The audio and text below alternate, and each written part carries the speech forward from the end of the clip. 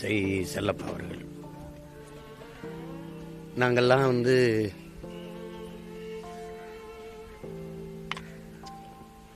புழுக்களாக நெளிந்து கொண்டிருந்த எங்களை எல்லாம் புலியாக மாற்றியது அவருடைய குரல் தான்.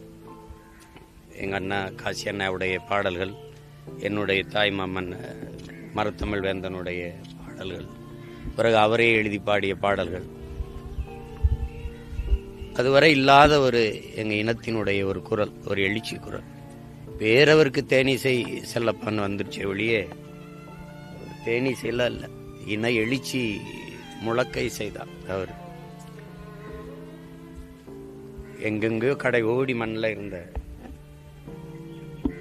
என்னை போன்ற பல லட்சக்கணக்கான பிள்ளைகளுக்கு இன உணர்வு, மான உணர்வு, மொழிப்பற்று, வரலாற்று பெருமை, இதையெல்லாம் கொண்டு வந்து சேர்த்தது அவருடைய குரல் தான். தமிழை பாடியிருக்கு, அதுக்கப்புறம் என் தலைவனை பாடியிருக்கு அவருடைய குரல். அதுக்கப்புறம் எதையும் செய்யல. பிறகு மகன் என்னையே என் கட்சியை பாடியிருக்கு. சீபாதித்தனார் எங்க தாத்தா அந்த கட்சி ஆரம்பிச்ச போது அவர் அந்த கட்சியில இருந்த முதன்மையான தளபதிகள்ல அப்பா தேனிசையும் ஒருவர்.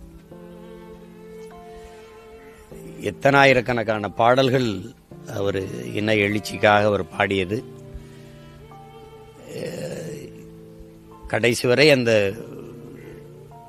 இன உணர்வு, மான உணர்வு, விடுதலை பற்றிலிருந்து ஒரு துளியும் விலகாத ஒரு போராளி, அப்படிதான் சொல்லணும், போராளி.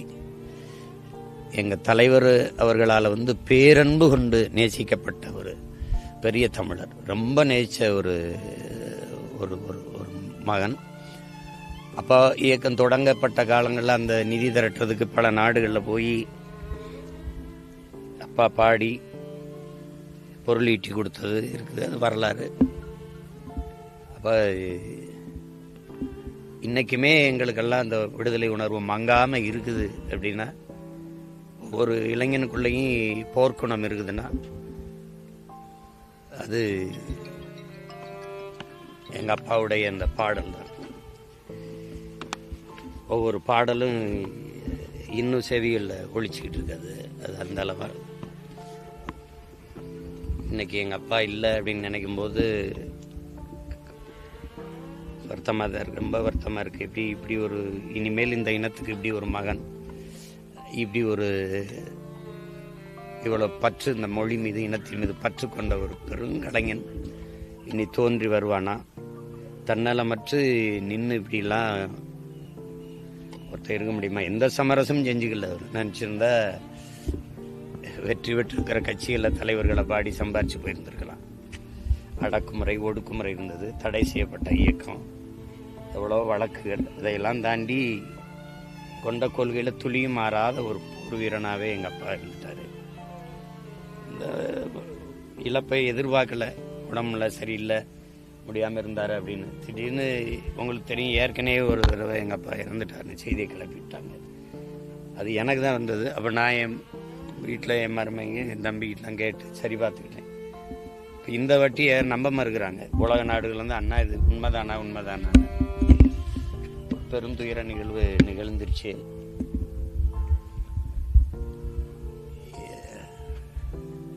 எங்க போராட்டம் வென்றிருந்தா எங்க அப்பா இருந்திருக்க வேண்டிய இடமும் உயரமும் வேற.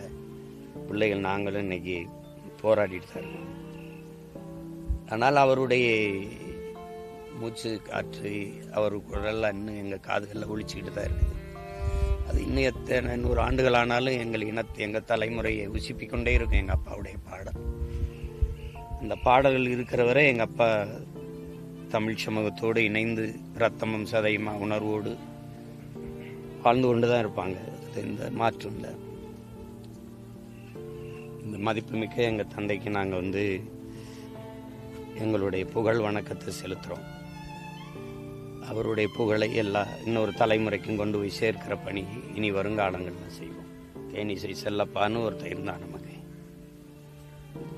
அரிதினும் அரிதா தோன்றி ஒரு துளி சமரசம் இல்லாமல் இந்த மண்ணுக்கு மக்களுக்குமாக தன் குரலால் போராடியவர்.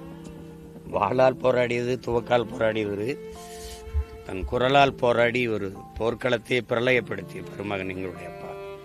அவருக்கு எங்களுடைய புகழ் வணக்கத்தை செலுத்துகிறோம்.